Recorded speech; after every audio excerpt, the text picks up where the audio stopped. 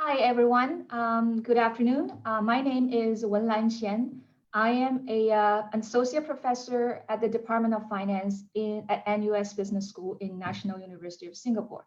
So today I'm very happy to have the opportunity to share with you some of my thoughts regarding the implications or economic consequences of COVID-19. Now, more specifically, we know that COVID-19 has impacted almost everywhere, everyone in all aspects of economic and social life.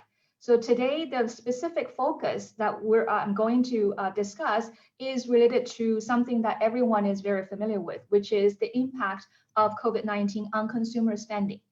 Now, why is that something that you might be interested in? First of all, as I said, this is something that everyone is exposed to, everyone is affected. So it will tell us something on how this pandemic affects our daily life. And second of all, if you want to look at it, the impact on the society as a whole, you realize actually most of the developed countries are driven by consumption, meaning that out of the GDP, for example, a lot of the countries' entire GDP, over 50% of the entire GDP is actually accounted for by the consumer spending. Now, even in Singapore, or like the countries that I'm going to talk about, that consumption is less sort of a prevalent deal compared to the US or UK, but still it's about 40 to 50% of the whole economy.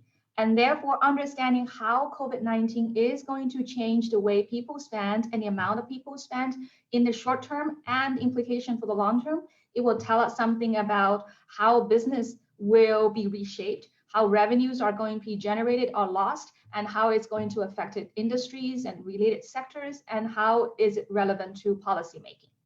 So this is basically the topic of my talk today. So let me just to be clear. So this actually is a shortened version of my recent research on this precise topic. So it's essentially pretty much like a data-driven exercise to look at exactly what happened. And the way we did it is to rely on China's context to learn something about the COVID-19 pandemic and consumer spending. Now, why China? First of all, China is a big country. And also China in particular is of interest because it is the first country that entered the pandemic. And then since the beginning of the pandemic to the time where we actually have enough data to look at this, it actually goes through several phases already, and it lasts quite a bit of time, which gives us enough time observation to look at exactly what's going on, okay? So the idea is very simple. So we want to look at using big data essentially, and to look at how large and persistent is the consumer spending impact? How much does the COVID-19 affected consumer spending in the context of China? And also, how does the consumer spending, how does consumption respond to the epidemic severity? So in other words, how is the seriousness of this pandemic associated with the way or the amount that people's this consumer spending is responding? As I said, why do I care about that? First of all, we understand how much is affected. And second of all, we can sort of try to have a sense or early signs of what is going on and why do you see actually people's changing their behavior in the way that they did. Now, in terms of the consumer spending, it could be either due to distancing and mobility restriction, lockdown, and so on and so forth, that actually restricts people's ability to consume. And second of all, there's another kind of an important piece, which is that how does COVID-19 and pandemic itself directly change people's sort of preferences or the way they respond to certain uncertainty and anxiety. That itself can also change the people's willingness to consume. So both of these will potentially have implications going forward in thinking about both a consumer spending or daily household sort of a decision making, or the business or the policy decision process. So as I said, this sort of a talk is motivated or is based on big data driven analysis. So let me first briefly talk to you about the data that we're looking at. Essentially, we're using big data. So what is the data? So it's basically the entire transactions of all the offline retailers spending from China's UnionPay data. So what does that mean? So if you are familiar with China's context, then you know that besides cash, which is actually also diminishing over the years, so the payment, or when you're spending, you either sort of use a bank card through the POS machines, or more recently, there is getting more prevalent that people are actually using QR code, okay? With the link, which is linked to Alipay or WeChat Pay. So both of these are going to be covered in this data set, meaning that we can actually identify people's transactions using credit cards or bank cards through POS machines, or when they're using their Alipay or WeChat Pay to pay through the merchant's QR scanner machines. Now, so this is a good data set in the sense that it will give us a very good idea of what's going on in China, because UnionPay is one of China's largest payment service provider. It's kind of like equivalent to the Visa and Master combined in the Western countries. And to give you a little bit more sense, that actually in 2019, UnionPay actually accounts for 15 trillion RMB in transactions and 9 trillion RMB spending, which is about 30% of China's total offline retail consumption, okay? So it actually explains a significant amount of the entire retail spending that occurred at offline merchants. Now, how much does offline retailers matter? We know that e-commerce has become an increasingly big deal in China and also in other countries. You might wonder that maybe offline is not the big and the most important thing in terms of understanding consumer spending. But let me tell you that even in the largest e-commerce country, China, the offline consumer spending is still accounting for the majority of the consumer spending by 2019. It's about 76 or 3/4 of the entire consumer spending comes from spending at offline retailers, okay? So, and therefore understanding how that COVID-19 pandemic affects the spending at offline retailers is actually extremely important. And also you might imagine that actually the biggest impact in terms of consumer spending potentially happens at offline retailers as people are unable or unwilling to go outdoors. So to carry out the analysis, we focus on the 240 biggest cities in China, which all of them have over 1 million urban population. So this is actually about 90% of the entire country's urban population. And what we're looking at is basically the 3-month period after Wuhan's lockdown, which we coded as the start of the COVID-19 in China.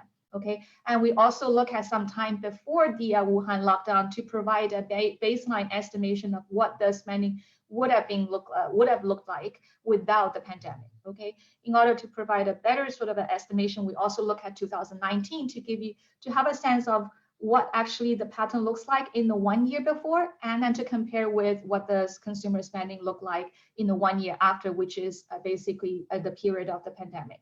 Okay, so we're going to look at spending before the lockdown, after the lockdown compared to before the lockdown relative to what happened in 2019, okay?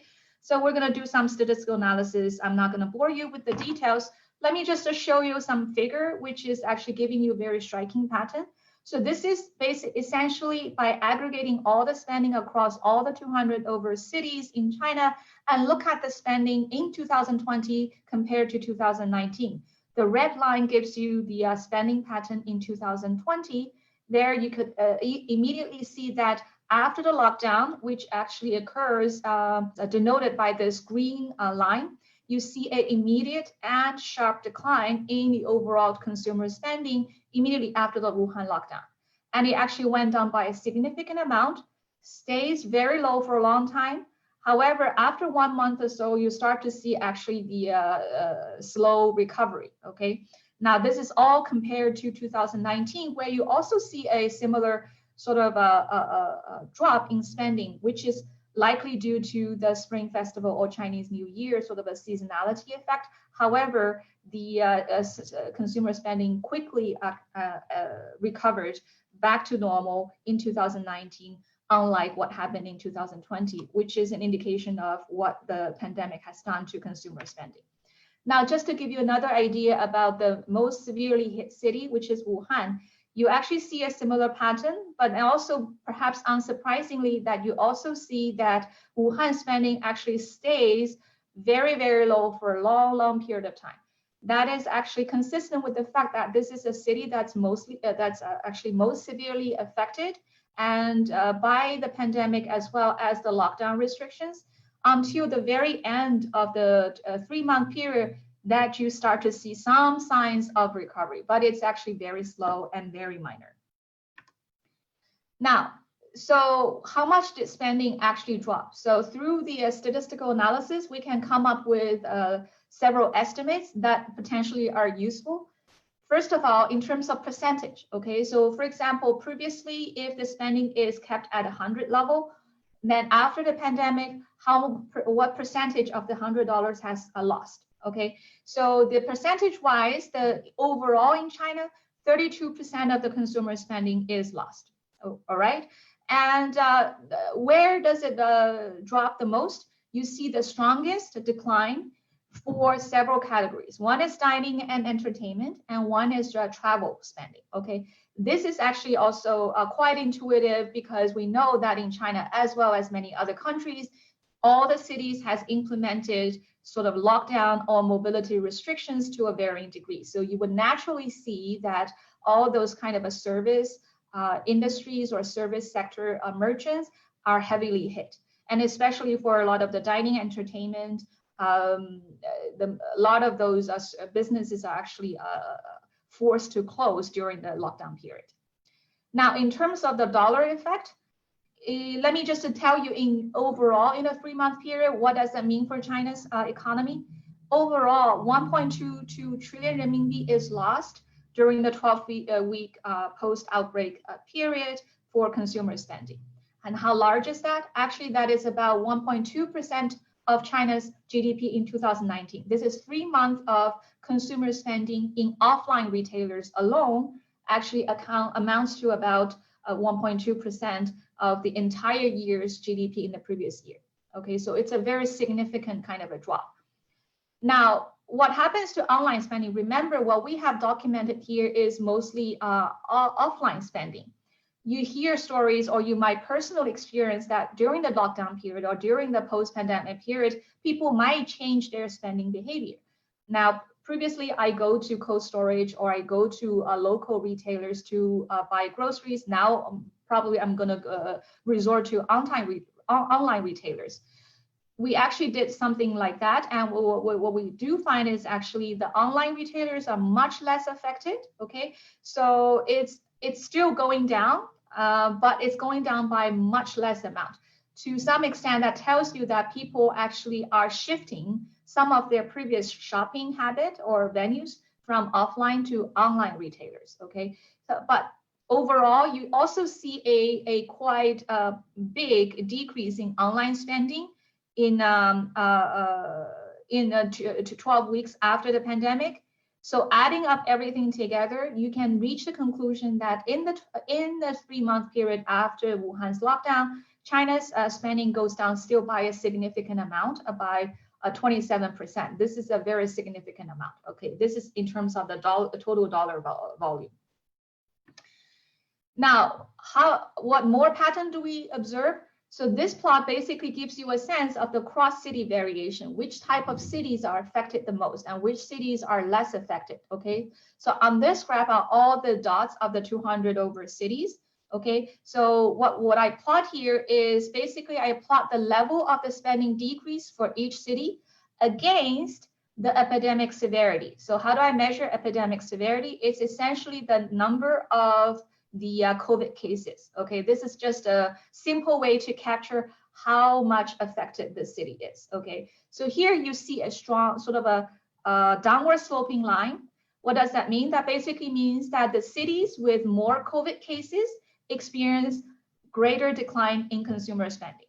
Okay, so I've also plotted some cities on the graph so that you have a more concrete sense. Now, Wuhan is lying in the right bottom part of the graph, which is unsurprising. It is the most heavily affected cities, and its consumption drops by the most, about on average about 70%. Now, you also see that the big cities here, so these red cities are correspond to other other Hubei province cities, which are also very severely affected. They're also their consumer spending also dropped by a significant amount, and the big first-tier cities, they're also kind of exposed, quite exposed because of their size of the population or the migration pattern before the pandemic. You also see their spending goes down by a bit, by quite a bit. Now, there are cities that are less affected, but even for the cities that are less affected, which is kind of close to zero, a number of cases, you still see that actually consumers reduce their spending quite significant amount of, on average, about 20%. Okay, so it's not only about whether people are really affected, it's about the idea that there is this potential threat. As long as there is this potential threat, you see actually spending goes down. Now, how do we better understand this result? So first of all, we know that consumer spending drops by a significant amount. Second of all, there's a strong correlation between the level of the consumer spending decline and the exposure to the COVID-19 cases. Okay. Now, there are several ways to understand this. As I said before, part of this is going to be because of the physical constraints. Now, because of the lockdown, because of the mobility restrictions, people are not able to go out, or people are not able to travel. And that mechanically will restrict the amount of the spending. And second of all, the physical constraints of mobility and restrictions that actually impacted business directly. So that will affect the local economy, which potentially will affect the income. Okay, so when we stay at home, people might lose their job or might not be able to work full time. They have to be they have had salary cuts or have to go through no paid leave. So that itself can also explain why do you see actually a stronger consumer spending decline in the cities where you have more cases. Now, on top of that, I would also like to point out a pattern in the data, as we see in China, that there is also this notion about how COVID-19 has a direct impact on the uncertainty in this world. Okay, so when you have COVID-19 and where we don't actually know when it's going to be an end, when is the vaccine going to be available, how does this disease transmit, and what is the transmission mode, and what about the asymptomatic cases? So all these uncertainties will sort of bring out anxiety or even fear, which will change people's preferences and against spending. So what we find exactly in the data, you see actually the consumer spending is strongly corresponding to the day-to-day, very high frequency, day-to-day changes in epidemic severity in each city. Okay, what I mean by that, if the city has more cases today, you will see that tomorrow the consumer spending will immediately experience a further drop. Now, if the city has lower cases today, new cases today, you see actually the consumer spending is going to be a rebounding next day. Similar to the observation on whether the hospital is under stress or if you're using the number of death toll as a way to measure the uncertainty. So people actually responded very significantly and very rapidly to what's happening about the epidemic in your own city yesterday. Okay, so it's very fast moving. So that suggests that actually it's not only about the lockdown constraints or mobility constraints or people losing their job, because those things actually move quite slowly, and you don't expect to see the bump up and down in terms of consumer spending on such a high frequency level. Now, to give you sort of an idea of the recovery pattern. So as we said, that the beauty of China's context, or the nice thing, it's not beauty. The nice thing about China's context that we have enough observations. We have gone through the entire phases of lockdown and the release of the lockdown, and with the number of cases starts to plateau or even diminish. And then we can actually see how the consumer spending, or whether the consumer spending can rebound, and how does it rebound. So this basically is the statistical version. So after the statistical analysis on the consumer spending pattern over time. Okay, so basically this is H dot represents the amount or the consumer spending response in the week, in this current week or 1 week or 2 week or 3 week and so on and so forth after Wuhan's lockdown. What you see here is that actually the consumer spending impact is the most negative effect during the second to fourth week, which is basically the 1 month after the lockdown. Okay, so it's about negative 60%. However, starting from the second month or starting from the 5th week until the 10th week, so essentially the second month to the 3rd month, you actually see a strong recovery pattern. Okay, and then what I want to highlight is actually you tend to see the similar pattern before the relaxation of mobility restriction, meaning that for cities, even before the cities have released the mobility restrictions, you already see that the consumer spending starts to recover. Now, what's interesting here is that the last 2 weeks, the last 2 weeks basically correspond to the first 2 weeks of April. So what are those 2 weeks? Those are the 2 weeks basically after every city has, including Wuhan, has kind of loosened up their mobility restriction. However, you see actually a resurgence, or you actually see another dip in this consumer spending. So what does that mean? So basically that reflects the consumer response to the heightened concern of the resurgence of the COVID-19 cases. Okay, so starting in April, we also have in China, there's also the heightened risk or concern about import cases. So it's not about domestic cases, but import cases from overseas, as well as the asymptomatic cases. So here, what I'm showing here is a very very granular, like on the daily basis, on all the days in April, what happens to consumer spending with respect to the COVID-19 cases in the previous day.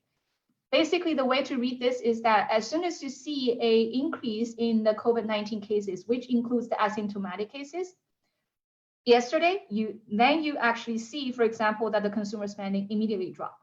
Now, when you see actually the COVID-19 cases, new cases actually dropped on this particular day, then you see the next day the consumer spending actually rebound a little bit. So again, it reflects that people are still very kind of anxious or unsure about the trajectory of the pandemic. So when they're very sensitive to the development of the COVID-19 cases as reflected in the consumer spending.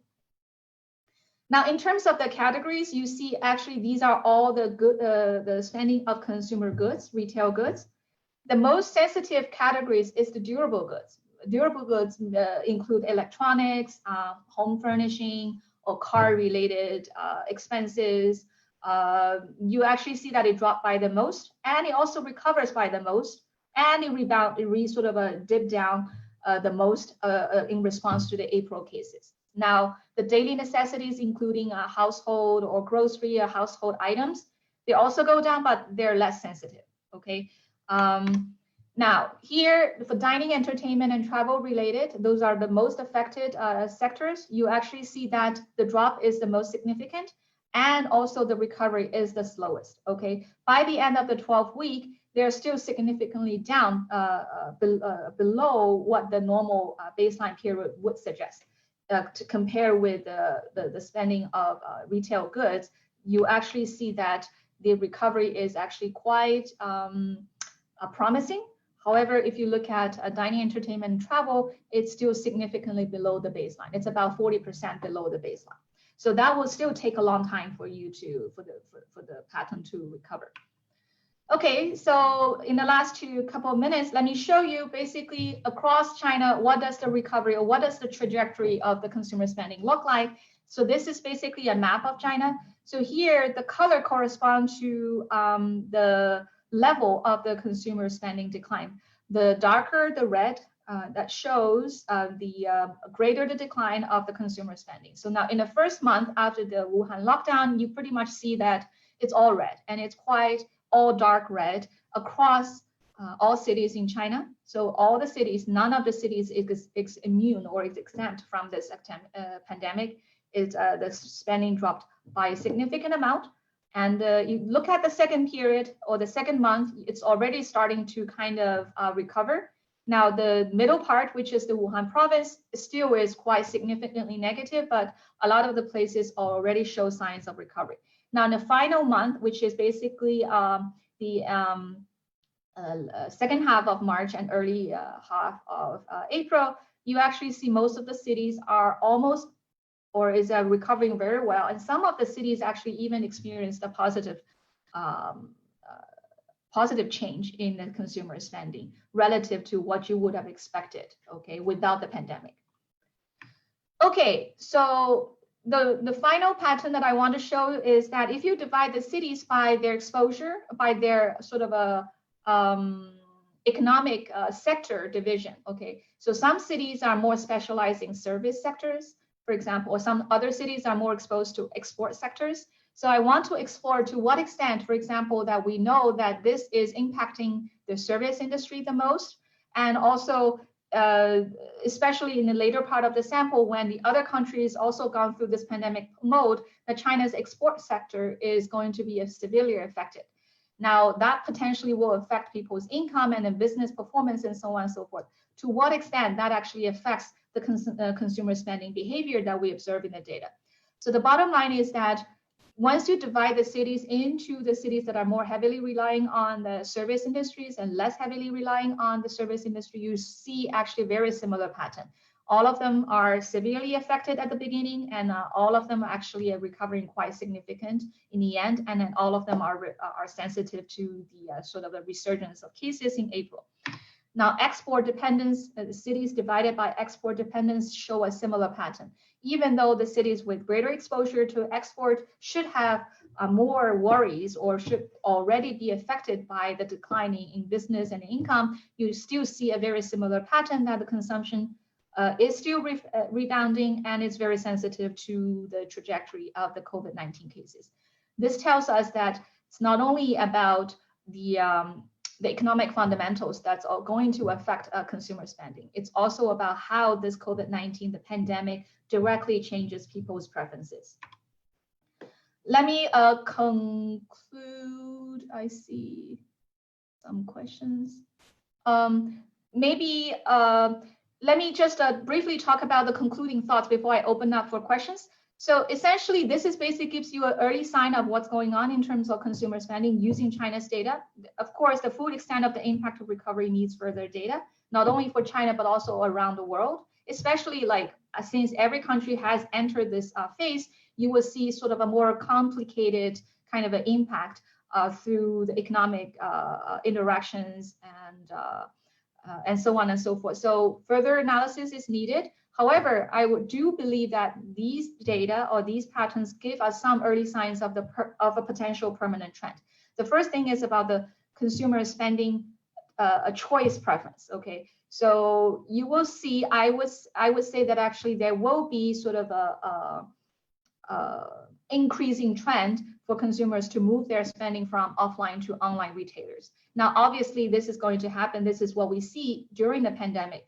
But this potentially is going to be a lasting trend. Okay, one is that the adoption of the spending venues as well as any other types of goods and products or services is likely going to be permanent. The hurdle is really about whether people want to adopt. Once people adopt, you're likely to see people to persist.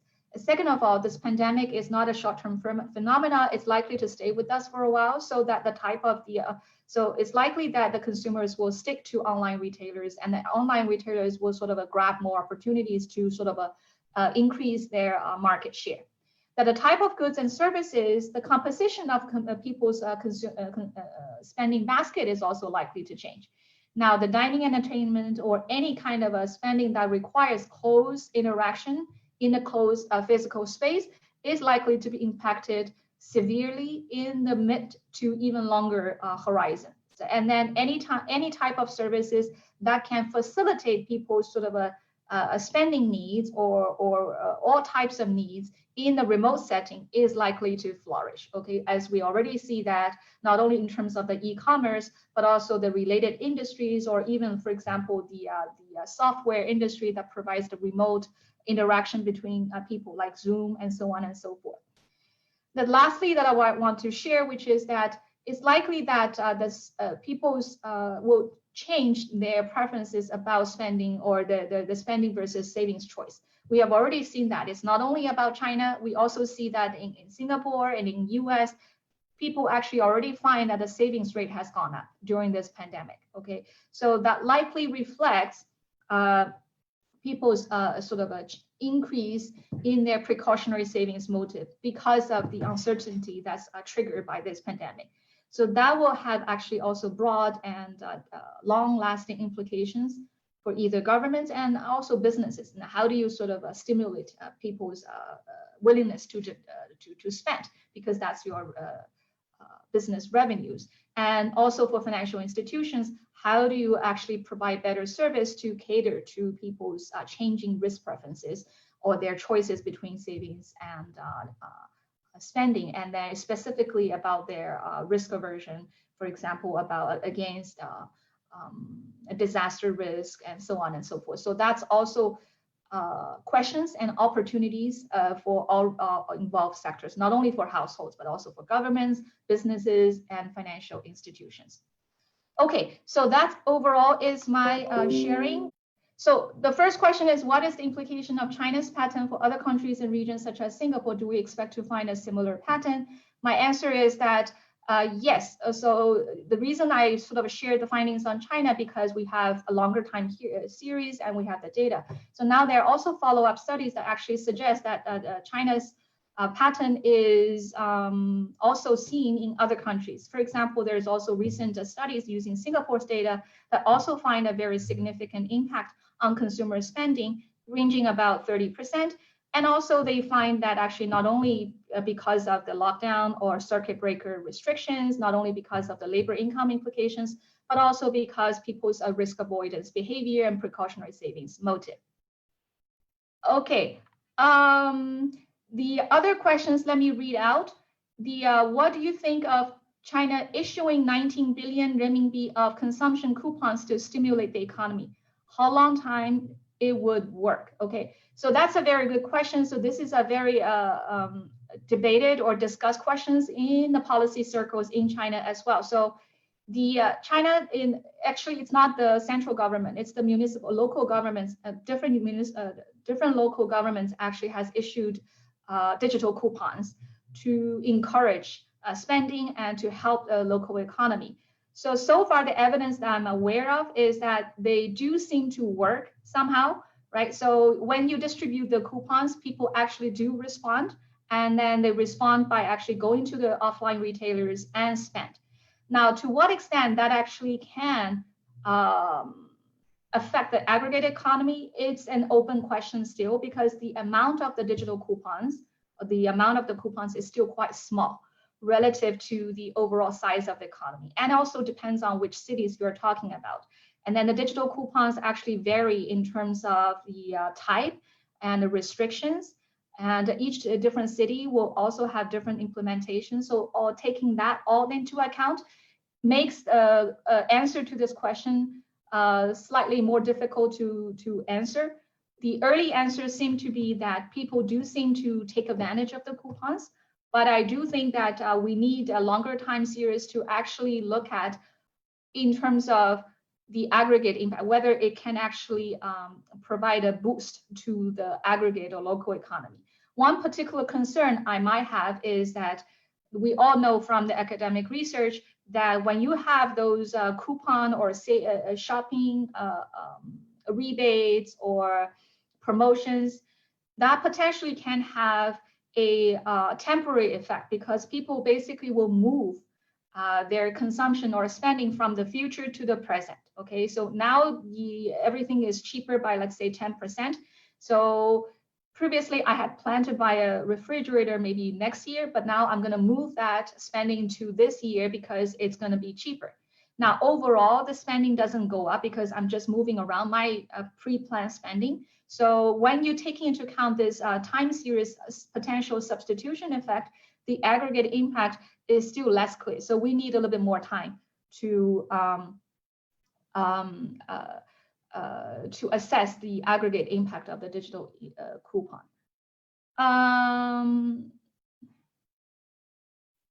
Yes, so another question from Lianhe Zaobao that asks about, can we predict any trends in Singapore after the research study of China? Pretty much I actually answered that previously. Essentially, I think the pattern is going to be quite consistent. Okay, maybe the numbers are not exactly right, but you will see that the impact of the lockdown circuit breakers, the impact of the unemployment or the business, the income loss, as well as people's preferences change, well, all of them will have an impact on the consumer spending behavior in Singapore. Now, there are some, there are very recent study that using some survey data that do show exactly that all these three channels are at work, and the amount of the spending consequence is actually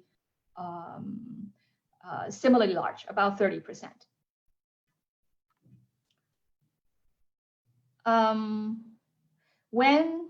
So maybe the last question. So the last question is about when do I think the consumer spending will get back to normal, or will it ever return to where it used to be? So that's a $1 million question on the prediction. It's hard to predict when it's going to get back to normal. I believe it's going to get back to more normal, and how long it will take, it really depends on a lot of factors. But I think a very important starting point is to see when the pandemic is getting under control, and then people are feeling comfortable in going outdoors, and people are feeling comfortable in buying stuff. And then also when the pandemic is getting controlled, that the businesses can start to recover from the severe losses or severe negative impact. And the policies can be more effective in helping the business and the households. Okay, thank you very much. I enjoy being here sharing with you my thoughts about COVID-19 and consumer spending. Please do tune in for next Wednesday for our final webinar of the series, where my colleague, Dr. Weina Zhang from the Finance Department at NUS Business School will be discussing the challenges and opportunities for corporate social responsibility in a time of crisis. So stay tuned with us. Thank you very much.